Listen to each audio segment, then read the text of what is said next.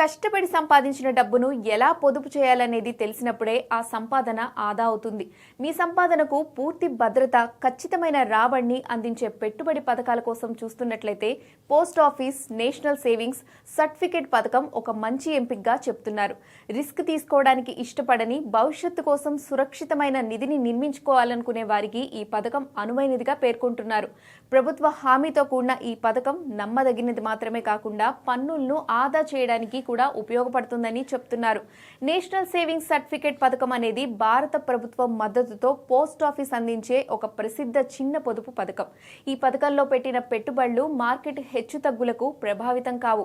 అలాగే ముందుగా నిర్ణయించిన రాబడిని పొదుపు చేసిన వారికి అందిస్తాయి. అందుకే ఈ పథకం మధ్యతరగతి, పదవీ విరమణ కోసం ప్రణాళిక వేసే వారికి చాలా ఉపయోగపడేదిగా చెప్తున్నారు.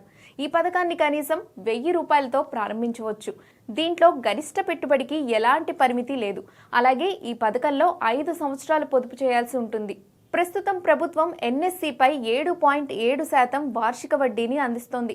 ఈ పథకంలో 10 లక్షలు డిపాజిట్ చేసిన పెట్టుబడిదారుడు 5 సంవత్సరాల తర్వాత సుమారు 14.49 లక్షలు పొందుతాడు.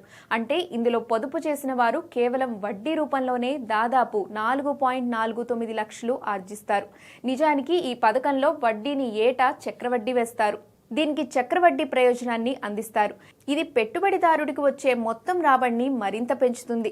ఎన్ఎస్సిలో పెట్టుబడి పెట్టడం వల్ల కలిగే ప్రధాన ప్రయోజనం ఏమిటంటే ఇందులో పన్ను ఆదా అవుతుంది. ఈ పథకంలో పెట్టుబడులు ఆదాయపు పన్ను చట్టంలోని సెక్షన్ 80C కింద సంవత్సరానికి 1.5 లక్షల వరకు పన్ను మినహాయింపుకు అవకాశం ఉంది. ఎన్ఎస్సి ఖాతాను కేవలం భారతీయులు మాత్రమే తెరవగలరు.